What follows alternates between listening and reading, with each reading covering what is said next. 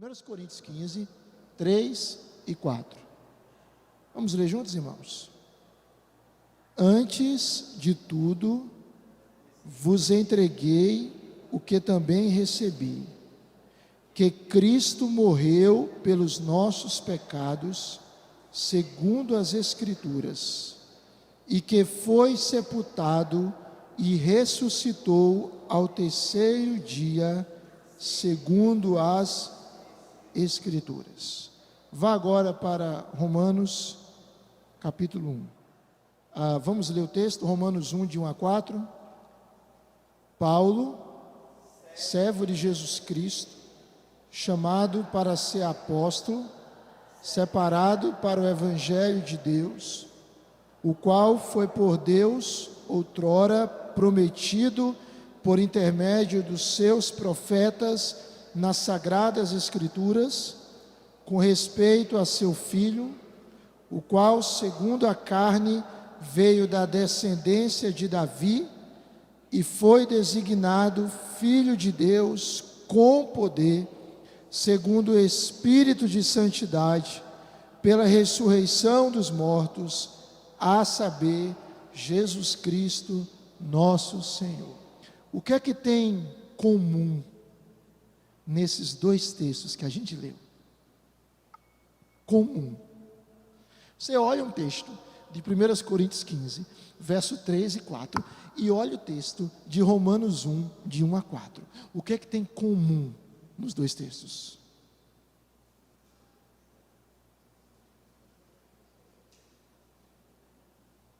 Pode falar, irmãos. Coragem, coragem, irmãos. O que é que tem comum? Dê uma olhada aí, marque aí na sua Bíblia um texto e vá para o outro texto e olha. O que é que tem paralelo? A ênfase nas Sagradas Escrituras, a morte e ressurreição de Cristo. Nós não podemos falar de Evangelho sem morte e ressurreição de Cristo. E esse assunto é o assunto mais relevante para a sua vida. Sabe por quê, irmãos? Todos nós temos as nossas preocupações em relação a muita coisa, não é? E talvez alguém ouça e diga, mas morte e ressurreição de Cristo, eu já sei.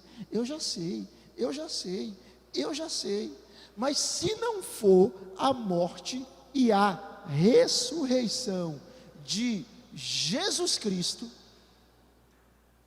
nós não teríamos vida eterna, nós não teríamos verdadeira esperança, verdadeira alegria, verdadeira paz, nós não estaríamos mais aqui, ou nós não estaríamos aqui, se não fosse, preste atenção, se não fosse a morte e a ressurreição de Cristo, a nossa vida seria uma tragédia. Portanto, a melhor notícia que eu e você podemos ter e saber é que Jesus morreu e ressuscitou para a glória de Deus e por nós. Então a gente não pode pensar em Evangelho sem pensar em Cristo. Vamos dar uma olhada aqui nesse videozinho do pastor John Piper? Vamos ver? Here are the 6 things that I think are essential.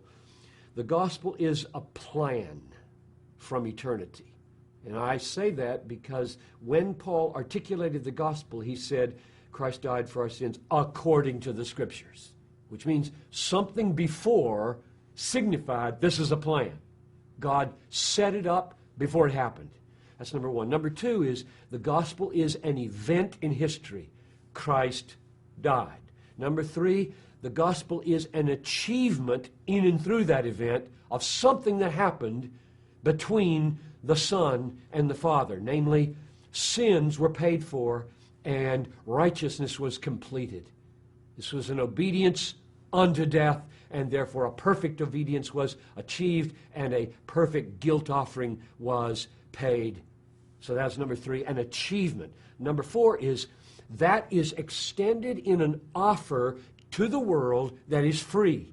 If the offer were not free, there would be no gospel. If it were by works instead of by faith, there would be no gospel. So there's a plan, there's an event, there is an achievement in that event, and then there's the free offer to faith alone, and then comes what we call application of the achievement. To me, they're not the same. God did something in history for me before I have any taste of it, but now by faith I am forgiven. Now by faith I am justified, and that's an essential part of the gospel. If those things don't happen to me, there's no good news at all. So there's the application of the achievement. That's where we usually stop. This is my concern, my own personal concern about the fullness, and I think the Gospel Coalition gets this, understands this.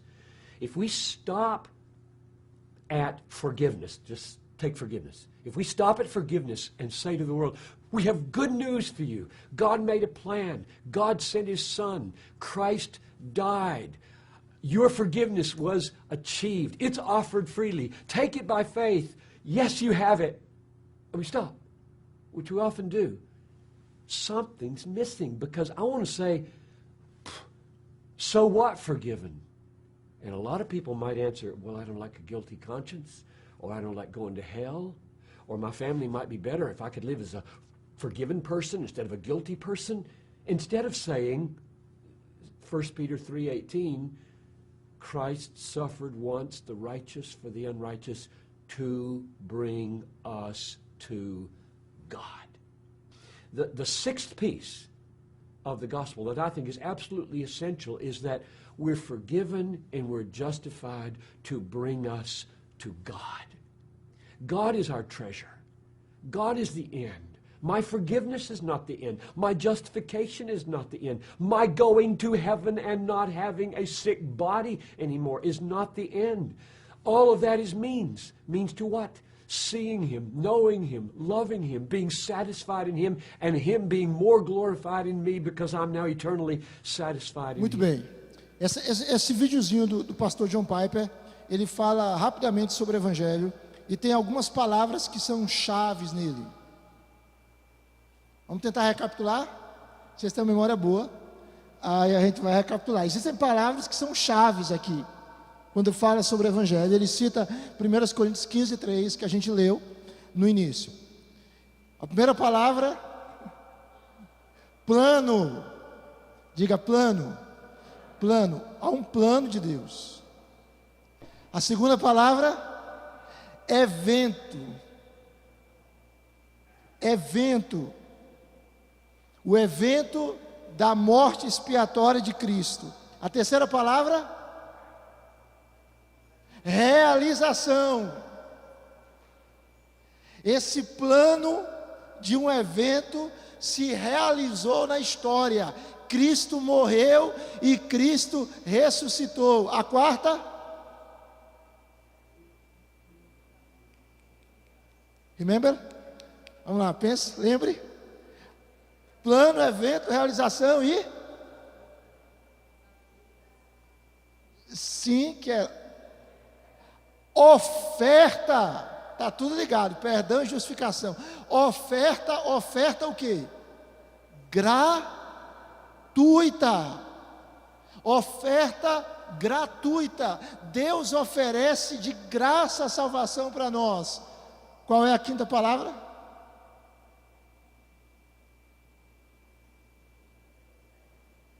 Aplicação.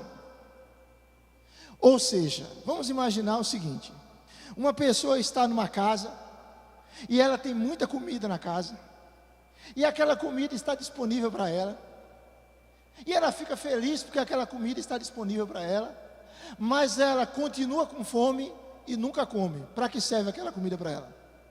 Para nada. Então, para o indivíduo que não recebe a oferta de salvação de Cristo, o Evangelho vai ser para ele simplesmente e tristemente algo que o condena, porque ele rejeitou esse evangelho. Porque ele ouviu o evangelho e rejeitou o evangelho. Então tem a aplicação. E como é que esse evangelho é aplicado a nós? Por meio da fé. E aí o Piper diz que nós somos perdoados, nós somos justificados. Isso é muito bom, mas ele traz um sexto elemento, que tudo isso deve ter um propósito. 1 Pedro 3,18, deve nos conduzir a quem? A Deus. Ou seja, o evangelho deve nos levar a termos satisfação em Deus, alegria em Deus, prazer em Deus. Porque o evangelho é isso aqui, irmãos. É a boa notícia sobre o que Cristo fez para restaurar a nossa relação com Deus. Nós já vimos que por causa do pecado nós fomos separados de Deus. Nós nos tornamos alienados de Deus. Mas por causa daquilo que Cristo fez, há uma mudança de condição. Irmãos, às vezes algumas pessoas têm uma ideia de que ser crente é mais ou menos assim: eu era da igreja tal, mas agora eu não sou mais da igreja tal, agora eu sou evangélico. Eu sou gospel.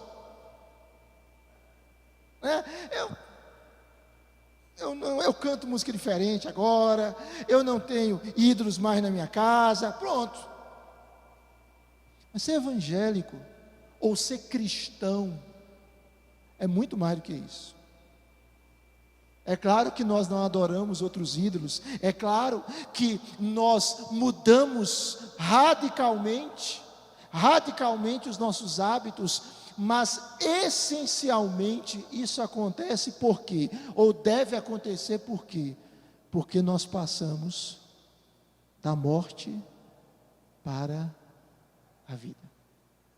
Então não há aquela situação, você é crente, mais ou menos.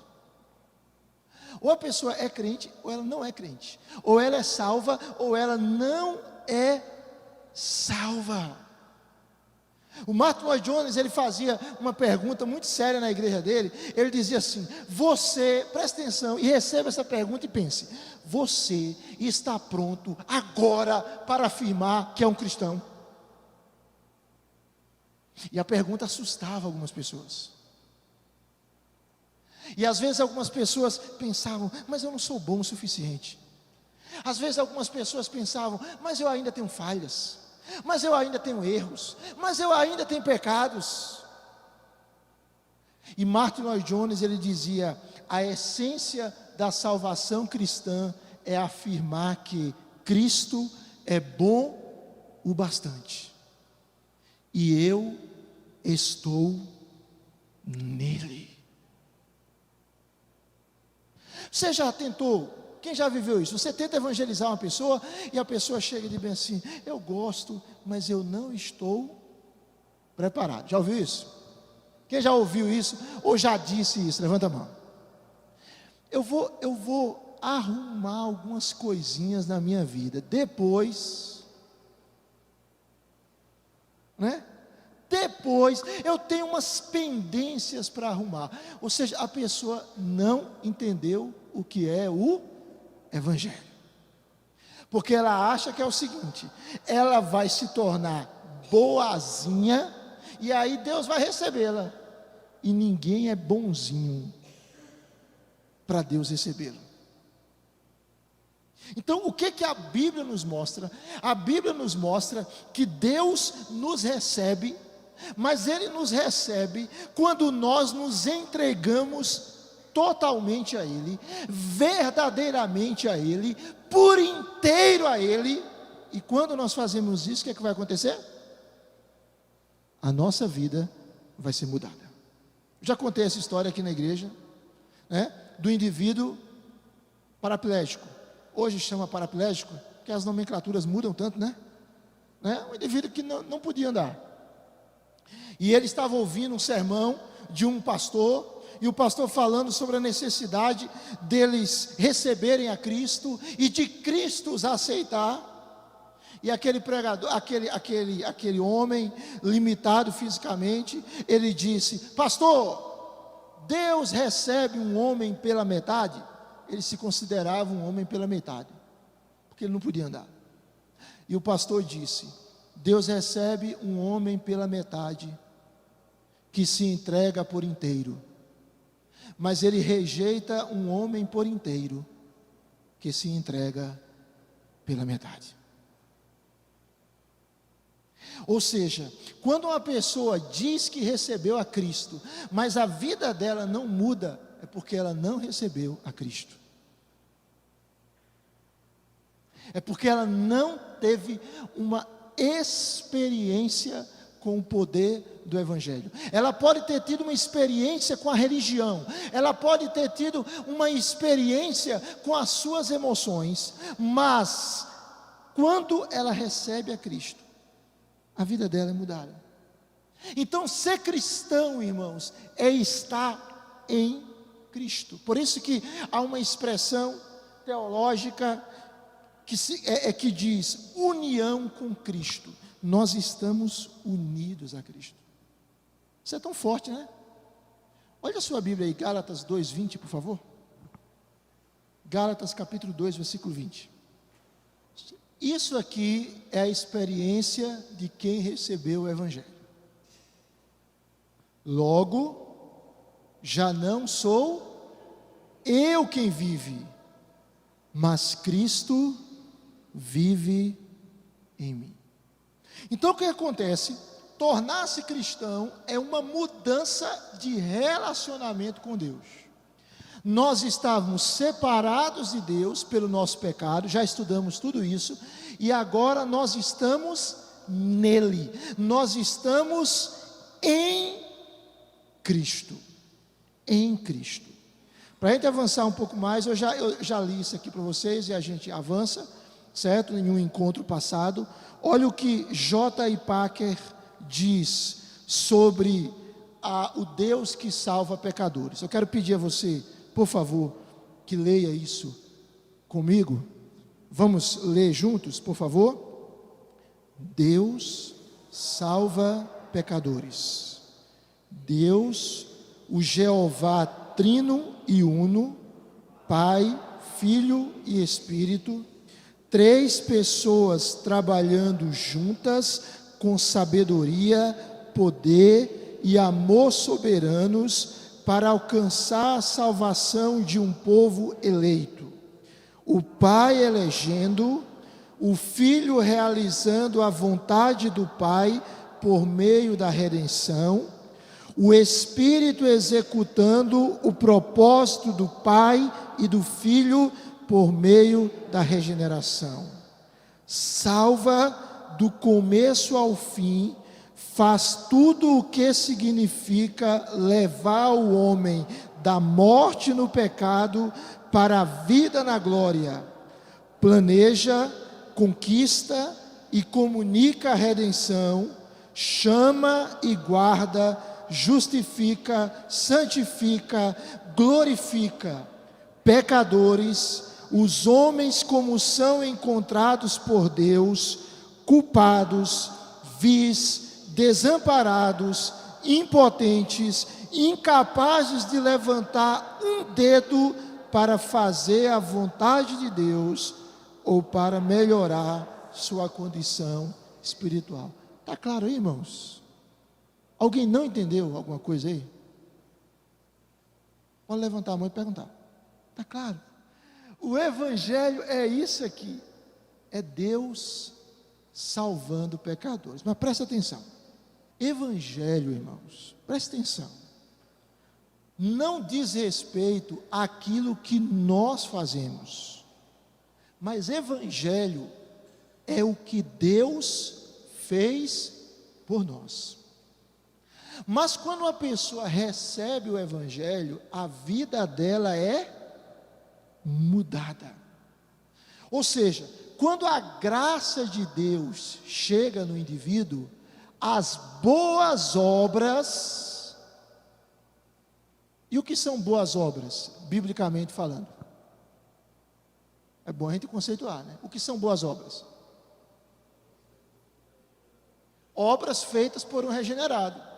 Ou seja, é tudo aquilo que nós fazemos em Cristo e para Cristo.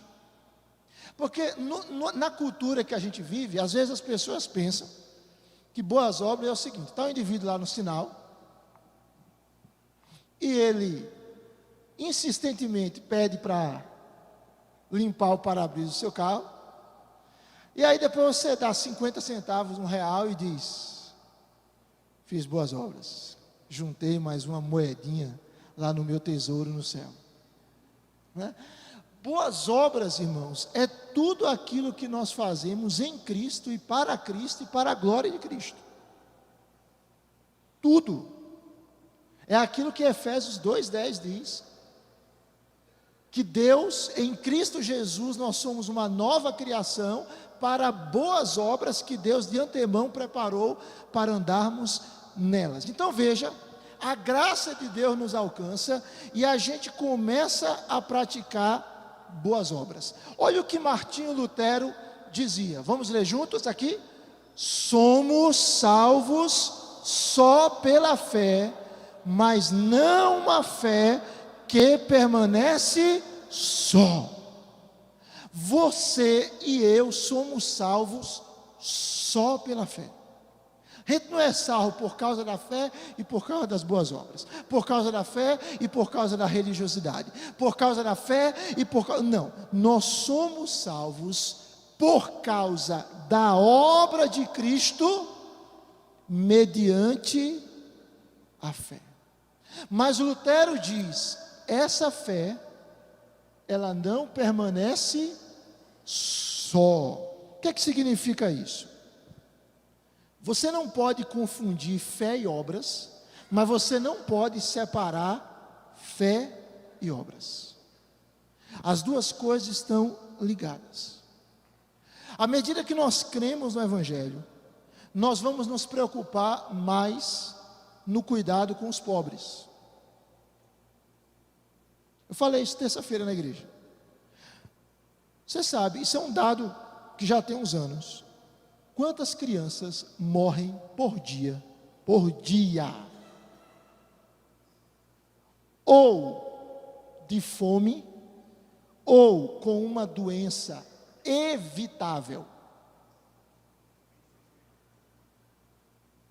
Quantas crianças morrem no mundo por dia, ou de fome, ou com uma doença evitável?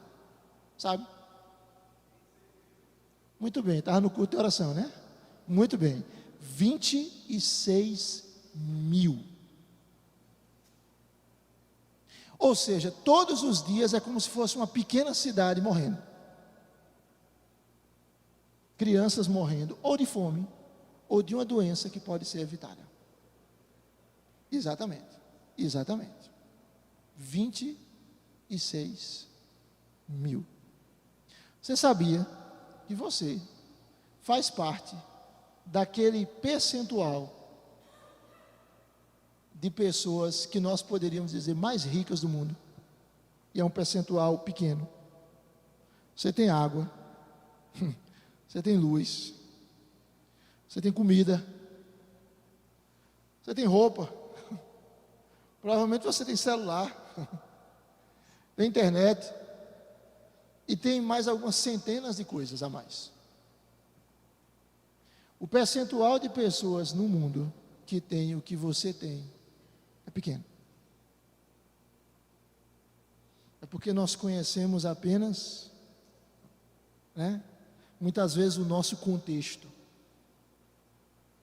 Então, à medida que o Evangelho nos atinge, nós vamos nos preocupar com os pobres, nós vamos participar ativamente da cultura. Em que sentido? Nós vamos buscar ser agentes de transformação na sociedade. Por quê? Porque a fé verdadeira vai nos conduzir às obras. Agora percebam, irmãos, como é fantástico aquilo que Deus faz.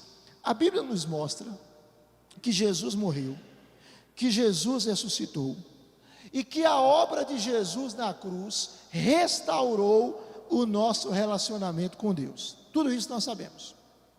Mas a Escritura também fala que por causa da obra de Jesus, presta atenção, esse universo, irmãos, de tanta injustiça,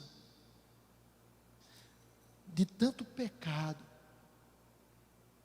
ele vai ser restaurado, irmãos.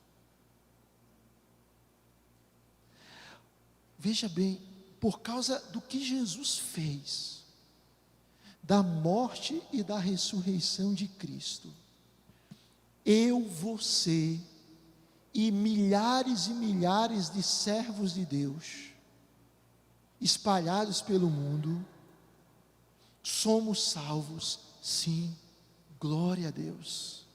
Mas além disso, todo o universo vai ser restaurado. Um dia a fome não vai mais existir. Um dia a maldição não vai mais existir. Um dia a desigualdade, a violência, o homicídio, o adultério, todos os efeitos do pecado não vão mais existir. Um dia nós habitaremos em um universo em que o mal estará completamente extirpado e que a glória de Deus vai encher esse universo. Sabe por quê? Por causa do Evangelho. Então não há nada mais importante do que o Evangelho. E isso nos mostra a incapacidade do homem de resolver os seus problemas, não é? Não é verdade, irmãos? Por exemplo, você assiste o jornal, todo dia, ou quase toda semana, se fala, por exemplo, de bullying. Mas o bullying para? Não, não para. Direto se fala sobre homicídios,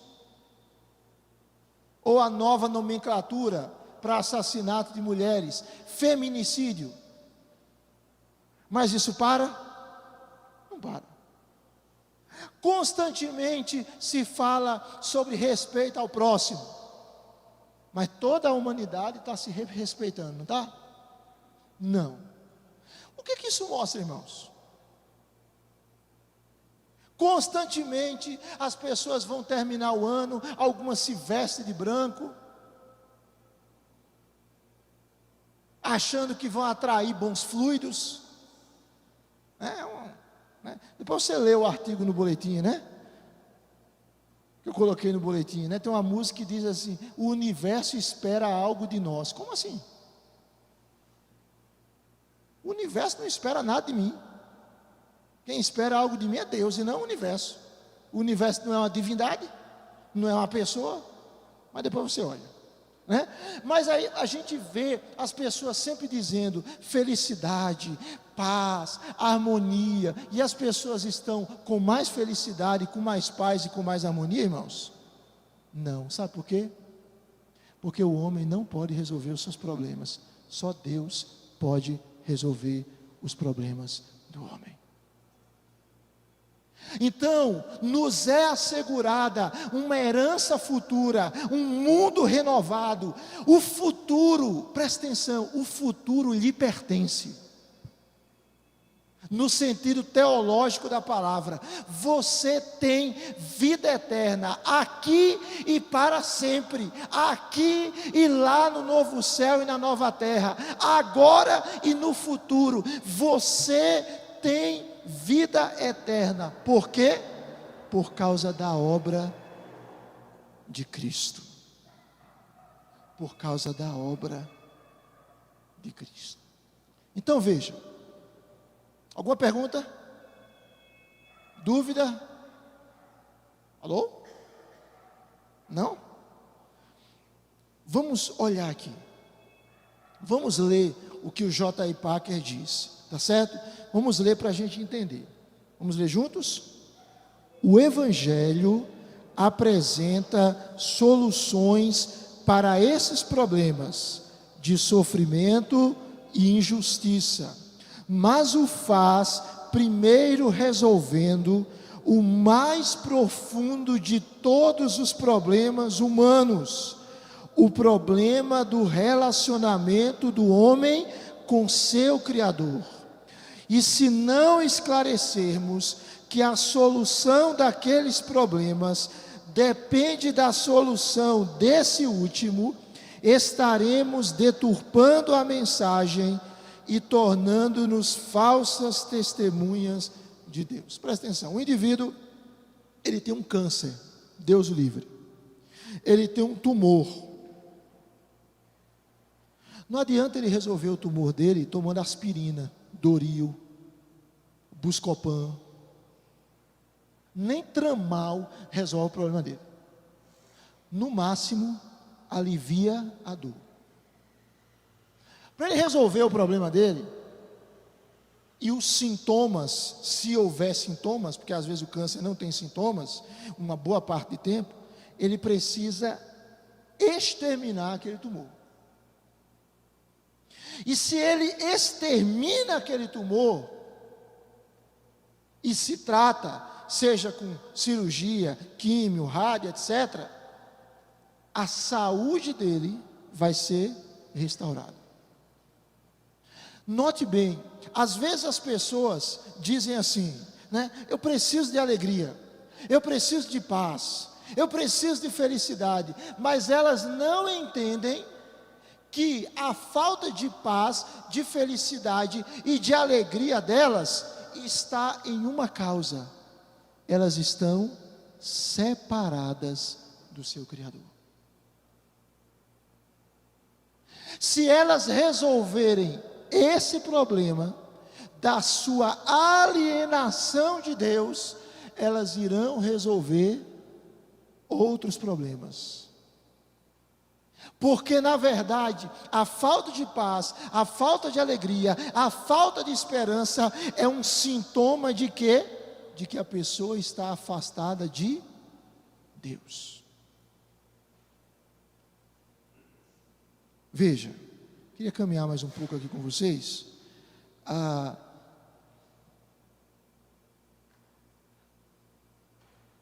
Vou pular essa parte. Sobre uma comunidade de amor é necessária para que o mundo saiba que Deus o enviou. Essa parte aqui nos fala sobre as boas obras. Elas são resultado do Evangelho em nós, mas o Evangelho é o que Cristo fez por nós, e porque o Evangelho nos atinge, nós produzimos boas obras. Mas eu queria falar sobre dois inimigos do Evangelho. Dois inimigos do Evangelho.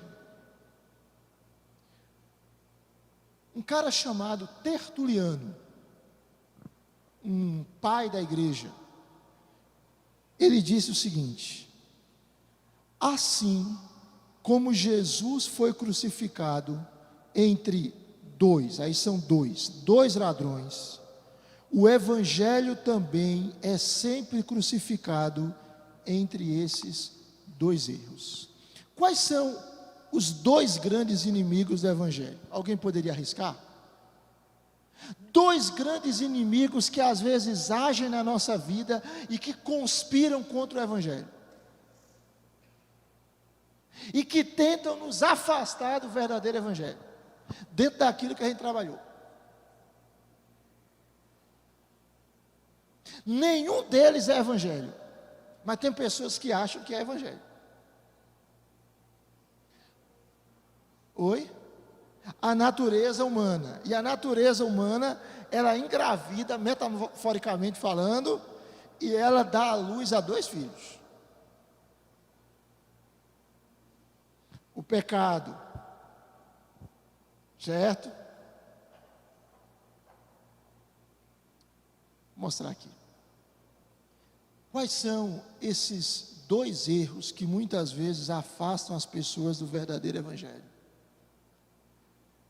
A religião ou a irreligião, ou a religiosidade e a não religiosidade. Vou usar outra expressão mais técnica: o legalismo ou o antinomismo, ou seja, contra a lei. Ou outra expressão, o moralismo e o relativismo. Tem gente que confunde evangelho com ser religioso. E tem gente que confunde evangelho com lei. Estou fora, lei é do Antigo Testamento.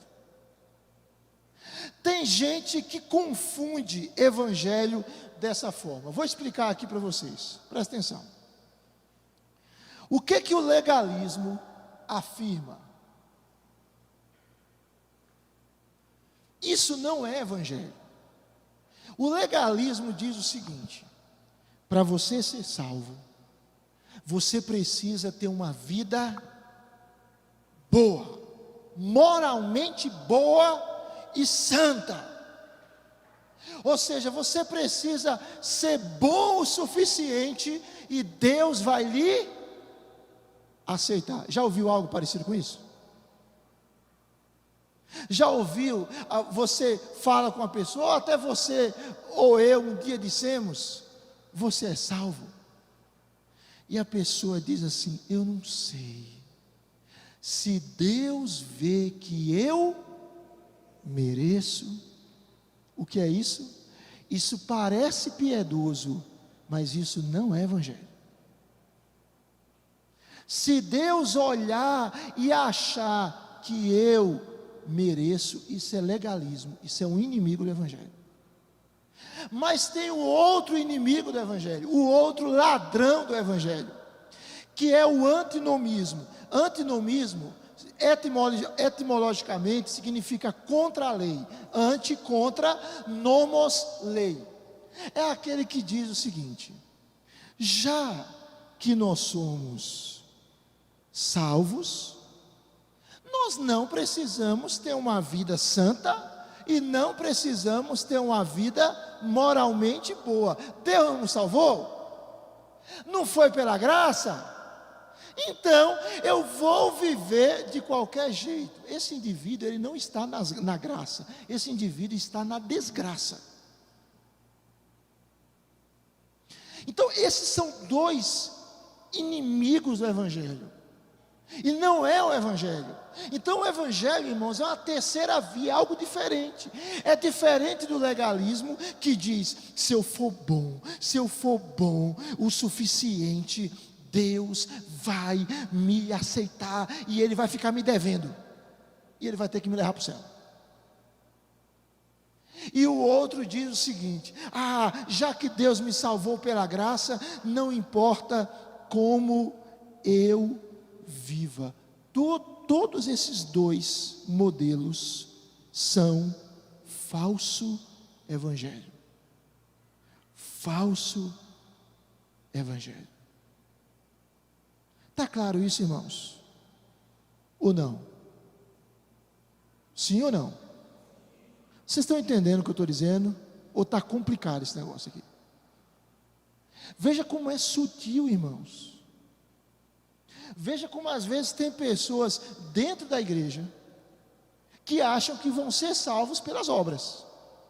E tem pessoas dentro da igreja que vivem algo que pode se chamar de qualquer coisa, menos do evangelho, mas elas acham que são salvas.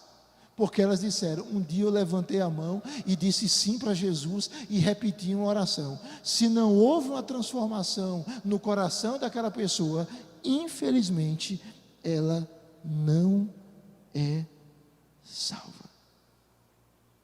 Então, o que o evangelho mostra para a gente, irmãos? O evangelho, e a gente caminha um pouquinho e vai parar. O evangelho é vamos ler juntos? É a boa notícia de que Deus consumou nossa salvação por nós, por meio de Cristo, para nos levar a um relacionamento restaurado com Ele e, por fim, destruir todos os efeitos do pecado no mundo. Isso é o Evangelho. Isso é o Evangelho. O Evangelho não é nem religiosidade, nem irreligiosidade. O Evangelho não é nem moralismo, nem antinomismo. O Evangelho não é nenhuma dessas coisas. Tocou 5 minutinhos? Olhe, por favor, então. Então o Evangelho é o quê? É uma boa notícia. Uma boa notícia, não de algo que nós fazemos, mas que algo que foi feito por nós. Algo que foi feito por nós. Quando a gente pensa em pregar o Evangelho, a gente poderia olhar isso e mostrar o seguinte: nós devemos apresentar às pessoas as boas novas de como elas podem ser aceitas por Deus. E nós podemos apresentar às pessoas as boas novas daquilo que Cristo fez por meio da salvação em Jesus, e por causa daquilo que Cristo fez, há esperança para o mundo. O que eu quero dizer com isso? Quando você prega o Evangelho, você pode pregar pensando no indivíduo e no mundo. A obra de Cristo na cruz, ela não apenas vai restaurar a sua relação com Deus, mas ela vai restaurar todo o universo. Veja bem, se nós entendermos isso, queria mostrar um gráfico e aí para a semana a gente vai se aprofundar nisso aqui. Veja bem, se entendermos a pergunta da primeira forma, mais individualizada, nós explicamos como o ser humano pode se reconciliar com o Deus Santo e como sua vida pode ser mudada em consequência disso. Essa é uma mensagem relacionada a pessoas. Se entendermos a pergunta da segunda forma, perguntando tudo o que Deus realizará na história, explicamos de onde surgiu o mundo, o que deu errado com ele e como esse mundo pode ser restaurado. Essa é uma mensagem sobre o mundo. Então, você vai pregar o Evangelho, você vai anunciar aquilo que Cristo fez, você pode e deve trabalhar nas duas perspectivas. Por causa do Evangelho, a nossa vida individual é restaurada, e por causa do Evangelho, o mundo é restaurado. Agora, para a gente entender o Evangelho, a gente precisa responder a algumas perguntas. Eu introduzo e paro por aqui.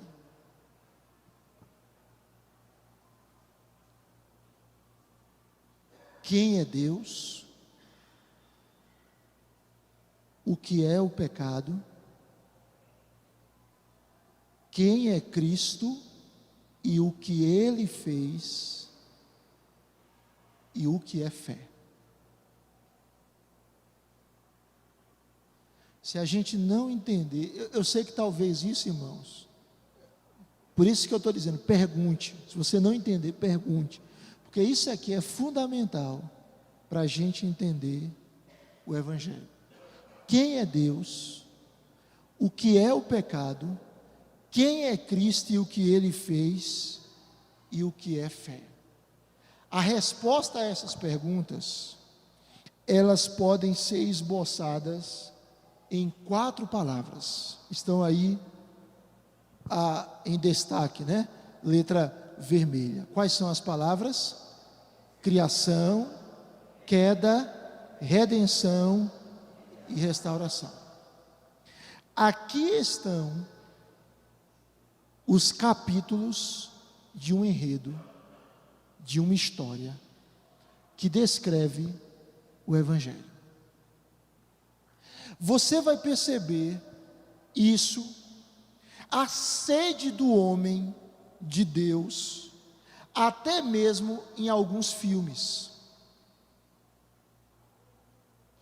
A sede do homem de Deus, até mesmo em alguns filmes. Por exemplo, você já viu um filme, tudo começa bem, está tudo tranquilo. De repente, algo de errado acontece e o caos se instaura. E aí surge um herói, um mocinho, um salvador, que ele vai lutar contra o mal, e ele vence o mal. E ele é aquele indivíduo que se sacrifica em prol das pessoas. E por causa daquilo que ele fez, a boa ordem é restaurada. Já viu isso nos filmes? É o que mais tem, né? Todos da Marvel, é o que mais tem. O indivíduo se declara ateu, se declara agnóstico, se declara irreligioso, mas aí ele faz um filme e ele apresenta isso aí. O que é isso? É aquilo que Calvino chamava de semente religiosa. Há uma semente religiosa dentro de cada homem que Deus colocou. Aquilo é o homem ansiando por algo. Ele, sem saber, ele está refletindo uma cosmovisão bíblica. Deus criou todas as coisas perfeitamente. O pecado entrou e gerou caos. Cristo foi enviado para reverter os efeitos do pecado, e um dia não haverá mais caos. Tudo será restaurado. Esse é o enredo da Bíblia. Esses são os capítulos da história.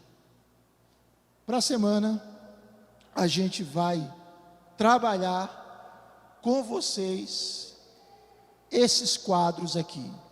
De onde viemos, por que as coisas deram errado, o que vai restaurar as coisas e como eu posso ser restaurado. Certo? Essas são as perguntas que nós vamos trabalhar na próxima semana. São os capítulos do Evangelho. De onde você veio? Você não é um produto evolutivo, você não é um macaco melhorado. De onde você veio?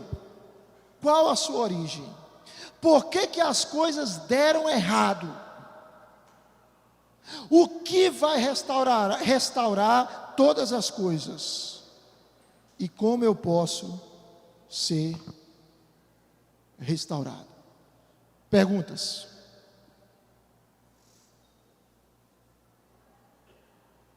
Nenhuma?